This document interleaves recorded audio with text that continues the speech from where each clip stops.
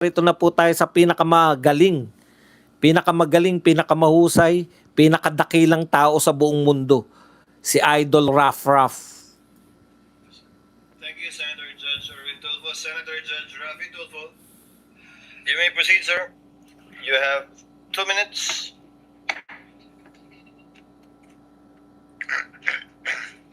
Tignan mo naman, no? Lakad pa lang, talagang dramatic na eh. Nakapaniud na ka? Kamay lang, sir. Kamay lang. Sa kanimong sudan? Wala ko'y gana mukhaon. Wala. Okay. Okay. Tanong ko na lang. How would you consider yourself? Smart, average, or stupid? Nasa average lang po ako Average. kapag katao, Your Honor. Correct. Just like millions and millions and millions of Filipinos. Good. Normal. Kasi sa isang normal na tao, kapag siya'y binigyan bilang isang SDO tulad sa inyo ng listahang pangalan ng mga informants na bilat, pagong at pusa, Tignan mo, iniinsulto niya. Belat po yun, belat. Belat po yung pangalan, hindi po bilat. Kasi bastos eh. Yan po ang nakita natin sa karorobas ninyo. Yung belat, ang basa nyo bilat. Alam po namin yung bilat at belat. Ang belat po, ganito po yung belat, oh. Belat. Bleh. Ang bilat po, yan. Pag nasobrahan ka sa robas, yan na po ang nai-imagine ninyo. papalag ka. Ano ba to? Colonel, mukhang hindi ata tama to. Bastusan na to. Di po ba? Para sa normal na tao. Am I right? Nag-rely po ako sa sinagmit po sa akin ng security officer, Your Honor. Kaya nga po, Correct. bilang isang normal na tao, ulitin ko, pag nakakita kayo ng ganong pangalan, bilat, pagong, pusa, etc. Belat. Okay, belat, same. Magugulat ka, di ba? Alam niyang iba. Sa Tagalog, belat, sa Bisaya. Hindi, alam mo kasi tumatawa ka eh. Binobola mo naman kami. Kunwari daw hindi niya alam yung pagkakaiba ng belat at bilat. Alam mo, tumatawa ka nga eh. Pinagbobolan niyo naman kami. Bilat yun eh. Kasi yung I nagiging I eh. Bisaya din kasi ako eh. With the permission of Senator Judge Tulfo, Chair would like to remind the gallery to kindly maintain silence during these proceedings. You may proceed, sir. Kasi isa pa po, Madam Witness, meron akong kopya rito na kung saan maraming pangalan ng mga informant at isa lang pong ipirma. So if you're a normal or average person, papalag ka na naman. Teka muna, Colonel, bakit ganito? Bastusan na to, lokohan to. Yung iba-ibang mga pangalan pero isa lang po ipirma. Hindi ko nagtaka. Piniripay ko po yun si Colonel La Chica, Your Honor. At ang sagot naman niya sa akin, Ma'am Gina, those are sensitive information, Ma'am Gina. At saka, confidential in nature po yun. So naniwala kayo sa sinabi niya na confidential nature kahit na isa lang signature sa napakaraming pangalan. Kasi So you siya took his po, word for it. kasi siya po ang nag-implement sa mga confidential activities, Your Honor, on the ground. Teka lang po Yang sinasabi ni Raffy Tulfo, ano po ba siya? Signature expert po. Sa pagkakatanda ko po, wala pa po silang pinipresent na signature expert. Signature expert po ba siya para sabihin niya na pare-pareho ang pumirma? Hindi po nila pwede yan kasi po nasa korte po kayo. Hindi po kayo pwedeng magsabi na pare-pareho. Kinakailangan po yan, eksperto sa pirma. Yan po, pagkakaiba po ng mga kolentong, mga bugokis, na walang kamalay-malay sa pero alam yan ni Raff Tulfo. Sa bagay, kung lagi niya ngang ini-insist na ano yun, yung test na pagsisinungaling, lie detector test, talagang sa tingin niya lang siguro. Kasi wala pa ako nakita na sinalang na eksperto sa pirma eh. Siya po ang inatasan na mag-implement. Siya ang implementor po, Your Honor. So for me, in this case, you're stupid in the name of blind loyalty.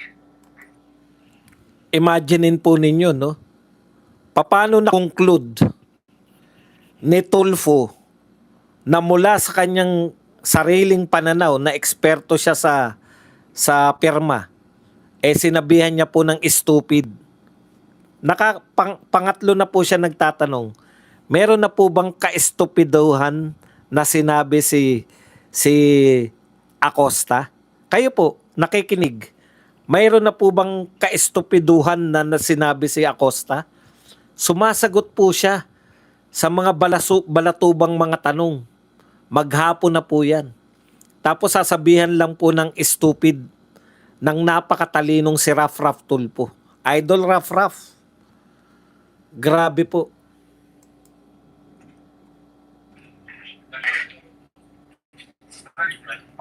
Ano po yun?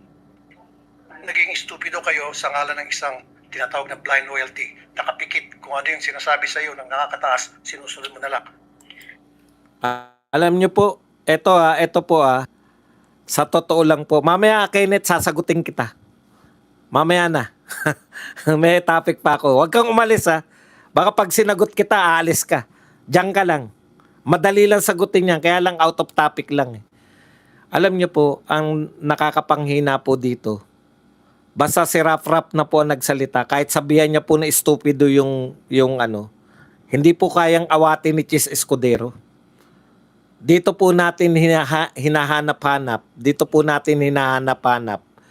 Ito pong yung presensya po ng isang Senator Marcoleta. Kasi hindi po papalagpasin yan ni Senator Marcoleta. Biruin nyo, inimbitahan nyo yan. Hindi naman po suspect yan eh. Hindi po kriminal yan.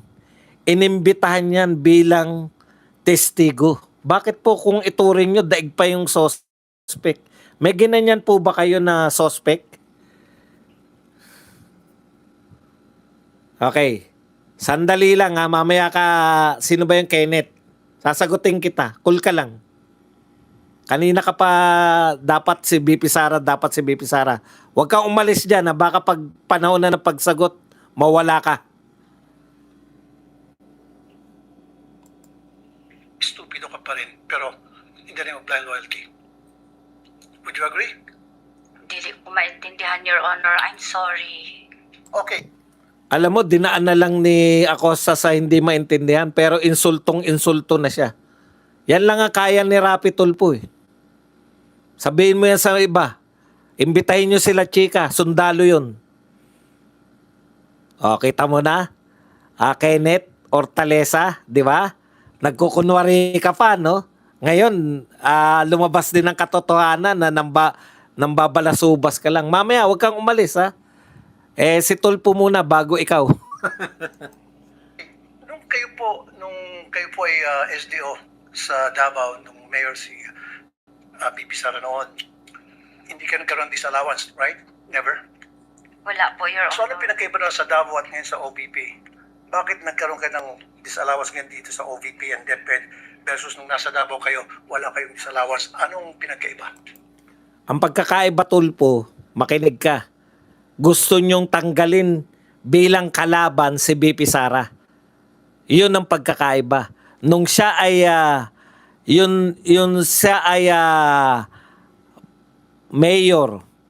mayor pa lang ng Davao, hindi siya threat sa Pangulo. Ngayon, threat siya sa iyo, threat siya sa Pangulo, threat siya sa mga dilawan, threat siya sa inyo. Kaya siya merong mga kaso dyan sa impeachment.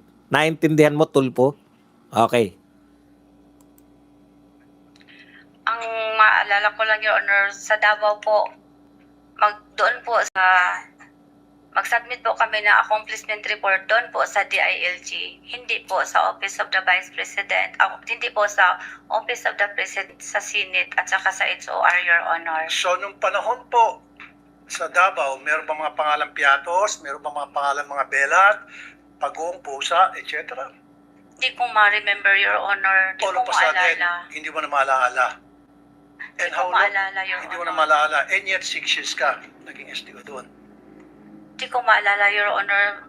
Matagal na po yun, Your Honor. At saka, may edad na rin po ako, Your Honor. Ayaw lagi pag tinunto, ma'am. Pati kami ba nagtitunto mo diri? Mo magila ako tinuod, Your Honor. Okay. Hindi ko naintindihan. Binastos ba uli ni Tulfo? Hindi ko naintindihan yung tuod-tuod. Pasensya na po. Salamat po. Hindi ako makapag-react. Pero mukhang ininsulto niya pa rin. Okay, mga kapatid, no? Nakita po ninyo.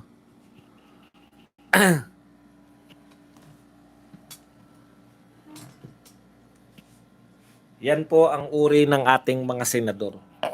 Kaya ayusin na lang natin para focus na tayo dito sa atin. Wag na po si Gatchalian. More or less ganyan din po yung tanong ni Gatchalian. Pero kung gusto pa nyo na magkaroon ng part 2 tong ganito, suriin talaga natin. Ay, ayan po, 3 senador. Panay kabugukan po ang mga pinagsasabi. Ang mga tinatanong po nila, panay kabugukan. 3 senador po yan na sinuri po natin yung mauri ng tanong nila. Totoo po na nahirapan si Ligutan. Wala siyang napiga kay Acosta kasi kaya nila pinili si Acosta para dahil si Acosta po sa tansya nila pwede nilang palabasin na yan na nga, no? Yan yung pinalalabas nila, si Acosta isang estupida. Pero wala po sila napiga dahil nagsasabi ng totoo. Okay? Nagsasabi ng totoo si Acosta. Ngayon, pero tagumpay pa rin po si Ligutan kasi na-impluensya niya yung mga bugok na senador. Yung linya niya na napaniwala niya na si La Chica yung nag-disburse ng pera. Yan yung daladala nito sa pagtatanong nitong mga bugokis na senador. Yan yung problema natin. Yan po ang malaking problema natin ngayon sa Pilipinas.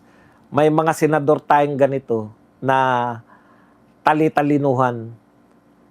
May mga senador tayo na wala silang hinahanap na